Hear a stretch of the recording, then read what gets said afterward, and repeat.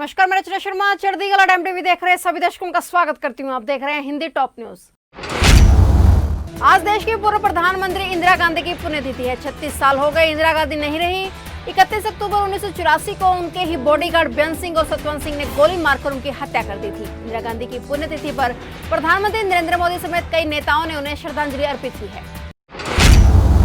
Malaysia के पूर्व प्रधानमंत्री महातिर मोहम्मद ने फ्रांस में हुए हमले पर अपनी भड़काऊ टिप्पणी को लेकर सफाई दी है। मलेशियाई नेता ने कहा है कि उनके बयान का गलत संदर्भ निकाला गया है।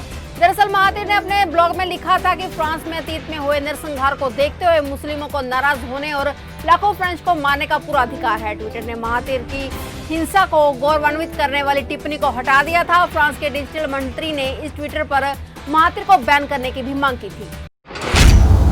उत्तर प्रदेश में योगी सरकार ने आगामी त्योहारों के मद्देनजर सरकारी अधिकारियों की छुट्टी पर रोक लगा दी है। प्रदेश के मुख्य सचिव राजेंद्र कुमार तिवारी ने इस संबंध में दिशा निर्देश जारी कर दिए हैं। जारी दिशा निर्देश के मुताबिक वर्तमान में त्योहारों के आयोजन का समय है। ऐसे में जिलाधिकारी, अन्य प्रशासनिक और पुलिस अधिकारी अप्रिय परिस्थितियों के लिए तैयार रहें और अवकाश पर न जाएं।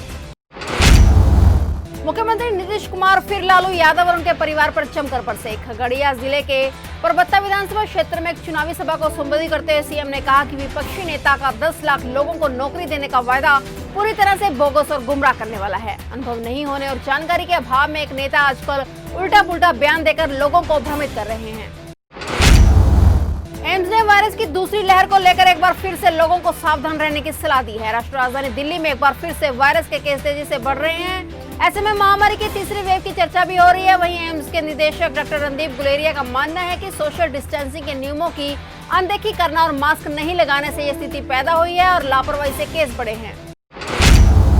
चुनावी सरगर्मी के बीच नेता प्रतिपक्ष तेजस्वी यादव ने भाजपा के राष्ट्रीय अध्यक्ष जेपी नड्डा को खुली चुनौती दी है। उन्होंने कहा है कि वे कोई भी मुद्दा चुनकर हमसे बहस कर लें। 10 सर्कुलर रोड स्थित आवास से चुनाव प्रचार के लिए निकलने से पहले तेजस्वी यादव ने जेपी नड्डा को खुली चुनौती देते हुए पूछा कि बिहार को विशेष राज्य का दर्जा क्यों नहीं मिला, विशेष पैकेज क्यों नहीं मिला। अमेरिका की एक अदालत ने भारतीय अंतरिक्ष अनुसंधान संगठन की व्यावसायिक शाखा एंट्रिक्स कॉर्पोरेशन को करार तोड़ने के मामले में बेंगलुरु की स्टार्टअप देवास मल्टीमीडिया को 1.2 अरब डॉलर का जुर्माना भरने को कहा है। एंट्रिक्स कॉर्पोरेशन ने फरवरी 2011 में देवास के साथ सैटेलाइट निर्माण और लॉन्च करने के करार को तोड़ दिया था।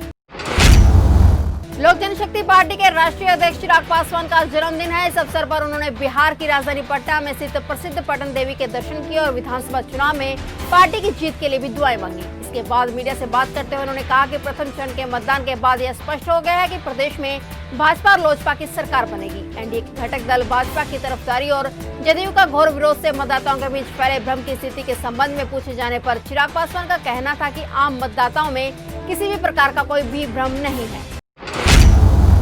तुर्की और ग्रीस में भूकंप आने से अब तक 26 लोगों की जान चली गई है और 700 से अधिक लोग घायल हो गए हैं। रिक्टर स्केल पर इसकी भूकंप की तीव्रता 7 मापी गई थी। सर्च ऑपरेशन और रेस्क्यू ऑपरेशन अब भी जारी है। मलबे में और भी कई लोगों के दबे होने की आशंका है। केंद्रीय जांच एजेंसी प्रवर्तन निदेशालय यानी ईडी जल्द ही बिहार में नल जल योजना से संबंधित हुए घोटाले सहित कई बड़े सरकारी प्रोजेक्ट में हुए घोटाले मामले में इनकम टैक्स की तफ्तीश रिपोर्ट को आधार बनाते हुए मनी लॉन्ड्रिंग एक्ट के तहत मामला दर्ज कर सकती है। ईडी के सूत्रों का कहना है कि जब तक इनकम टैक्स की पूरी रिपोर्ट नहीं मिल जाती तब तक इस बारे में कुछ भी नहीं कहा जा सकता।